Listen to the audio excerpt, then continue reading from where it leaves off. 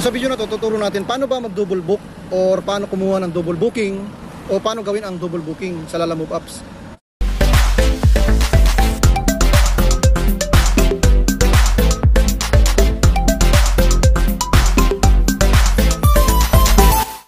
Alright, good morning mga katatay. Sa video na to ay i-share lang natin kung paano ba mag-double booking. Kasi nag-PPM sa atin ng mga baguhan na Lalamove rider.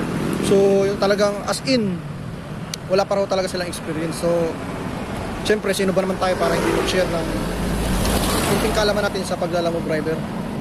So nagtanong siya kasi yung kita niya daw, inabot siya ng 8 oras. 100 plus na yung kinita niya. So nung mag-share tayo sa page ng kumita tayo ng 1-2 yata yun, o 1-1.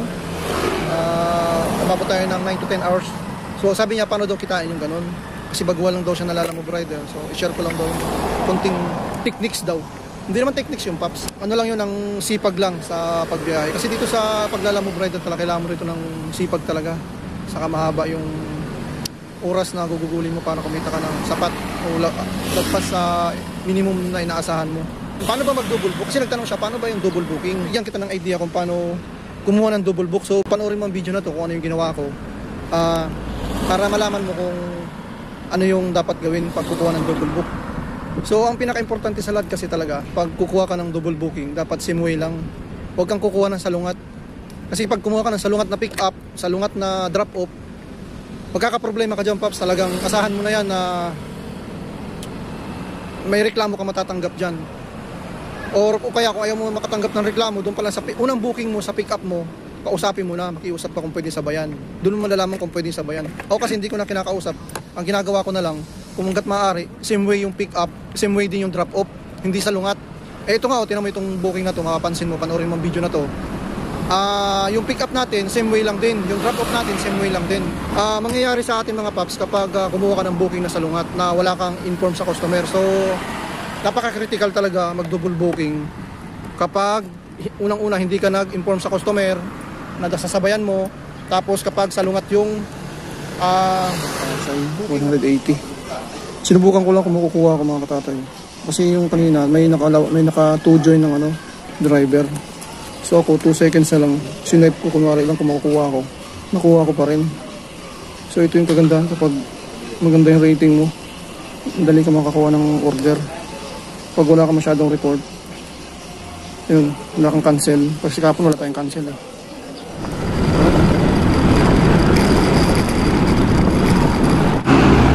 Tawagan natin kasi nag-update yung customer eh. Nag-update sa apps. Good morning ma'am, Lalamove po ito ma'am. Ma'am hindi pa, on the way pa lang po. Kakuha ko pa lang po ng booking nyo po. Ma'am, bali nag-update. Ano po yung in-update nyo ma'am sa category order nyo? Ha? Okay, kasi sa akin, nag-pop up po sa akin na 1 update category. Okay. Mapantay na lang, on the way na po ako. Kasi nag-update yung customer na yung drop off niya, binago niya yung address. Yung hindi naman yung pinaka-address talaga, yung ano lang yung landmark niya ba. Aliw theater kasi yung nakalagay kanina, so ginawa niyang entrance na lang. Ewan ko saan banda doon. Proceed na tayo sa pick up location, mga katatay vlogs. We're going to pick up location. This is my first booking for this day. Today is Saturday. Let's go. Wow. Alright, 6 minutes. Estimated time arrival. Wala tayong mic, may na.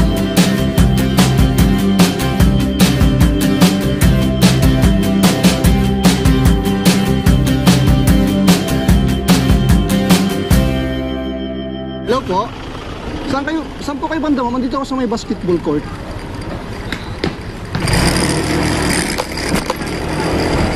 Kala ko pagkain. Kapelan.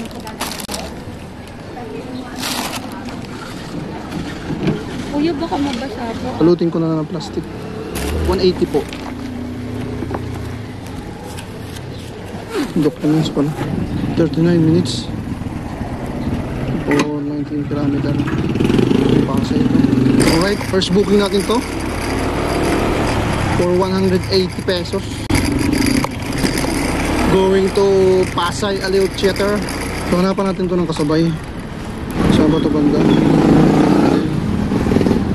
Pasay siya. Dito sa Aliw Theater.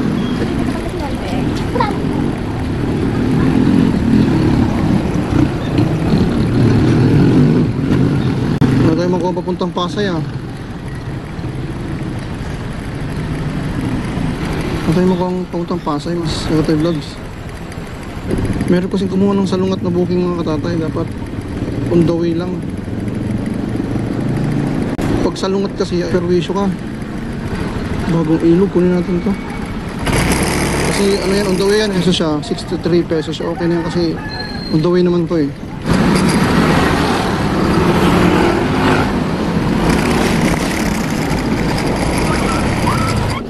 Baka wala daw bakit yan. Ito pa mo. Ay, kuya, dapat ko na ito sa kanila. Ano mo yan, cake? Ensimada. Ay, kala ko. Pero huwag mo lang patong baka ba. Kuya, diretso mo na lang. Sige po. Inaantay ko naman. Second booking natin ito mga tatay. Ito tinapay ito, hindi pwedeng tagalan. Ensamada. So ang SF niya ay ano 63, ginawang 100. Basta i-diretso na natin ito. So bagay, diretso na rin ito. Wala naman tayong mukhang booking at dalawa na ito. Dala na natin. 4.8 km lang yung drop off. So ganito yung mga katatay, ano, mga sa mga baguhan nating kalalamods. So ganito ang gawin yung technique. Kukuha kayo ng pick up, malapit lang din sa or same way lang din sa papunta nyo sa first drop off nyo, sa first booking nyo ba. So kanina ang pick up, yung current location natin doon sa pinagpunan natin ng unang booking natin, ano lang ng 2 km. So itong drop off ng pangalawang booking natin 4.0 km lang. 63 siya, ginawang 100. So ito yung kagandahan pag yan, pinaparush nga ng customer. At least may nadala na tayo, di ba? Ang mahirap kasi kung ano, wala kang dala, tapos paparush sa'yo. Sa bagay, malapit lang naman siya. Kung halimbawa wala kang pandala, nakuha mo rin ito, okay lang, hindi palitado. Kasi ano lang siya eh, 4.0 km at 11 minutes, 3.90. So yung drop off natin, doon din ang daan natin papunta doon sa first booking natin. So ganun yung gagawin yung ano dyan, technique. Huwag tayong kukuha ng salungat mga katatay, magkakaproblema kayo. Kasi hindi natin kontrolado yung ano eh, yung kalsada. So sa mga baguhan na lang na mong rider, ganun ang gagawin nyo. Huwag kayong kukuha ng salungat. Mayayari kayo doon sa customer. Ilang beses na nangyari sa akin kasi yan, yung hindi ko binasa, tinignan ko lang parehas ng passive, ganun. Hindi mo ko alam, salungat pala. So, problema ako, ayaw ko naman i-cancel kasi yun nga, pag nag-cancel ka, alam mo na mangyayari. So, tinuloy ko pa rin yung biyahe.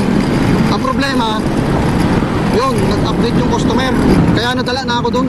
Pressure ka pati pag yung salungat yung ano mo, booking mo. Pressure ka ng gusto. Kaya huwag kang kukuha ng salungat. Madali lang kumuha ng mga booking. Daling maghanap ng kasabay. Ang problema, mahirap maghanap ng same way siya. Yung ano lang ba, yung dadaanan mo, dapat parehas lang para hindi ka talo. Wala dito, yung booking na to, hindi tayo talo dito. Kasi dito rin ako dapat punta Pasay eh. Sa unahan ko lang kinuha yung pick up, dito na yung drop off. Sa unahan lang, 7 minutes na, dadrop off ko na rin. Pagka-drop off mo nito, pwede ka ulit kumuha ng booking dito sa pagdadrop offan mo, papunta ka naman Pasay o Makati o Pasay. Di bago may drop yung isa, nakadalawa, tatlo ka na. Diba? So ang gusto ko lang maibahagi sa video na to, na ano, na ganun ang pagkuha ng double book. Doon sa mga baguhan, meron kasi nag-message sa akin, nag-PM, paano daw kumuha ng double book. Dapat yung kukunan yung first booking, yung dadaanan ng first booking nyo, doon din ang daan ng pick up location nyo or ng drop off sa second booking nyo. Okay lang yung sa ano, sa pick up minsan, sa lumat ng konti, basta wag lang masyadong malayo, mga sabihin natin 3 km, okay lang yun kasi ilang minuto lang yun. Wag lang aabot ng 20 minutes kasi ano na yun, matagal na yun. So 5 minutes okay pa yun, mga 2 km 10 minutes okay pa yun kung sa lungat na konti yung pick up. Pero yung drop off, same lang naman, okay lang yun.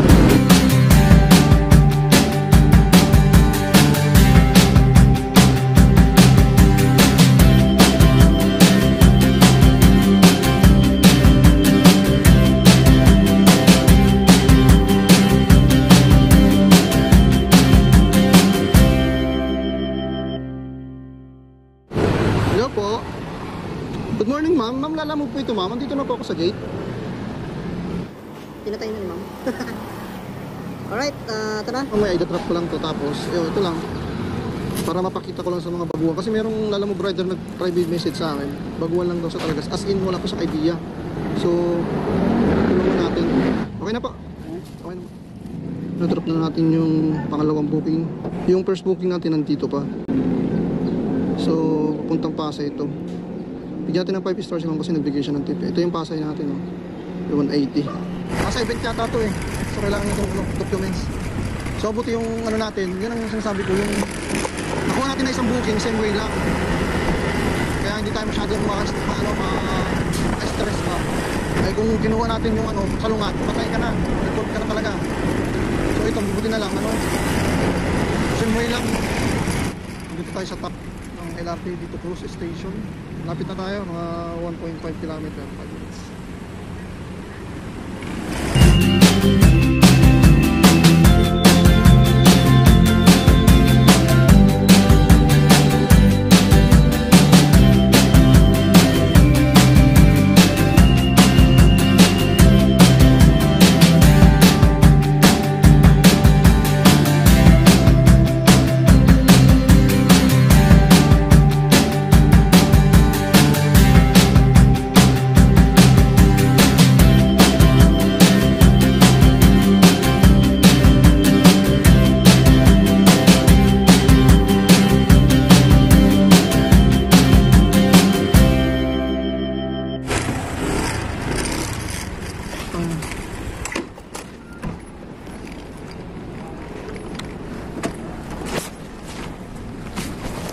Sali pala kayo ng mga sir, competition. Thank you, kuya.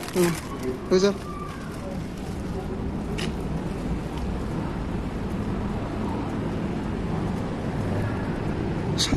Bodybuilder pala yun. Buti tayo binubuk. Alright, ang init na. Ang init na.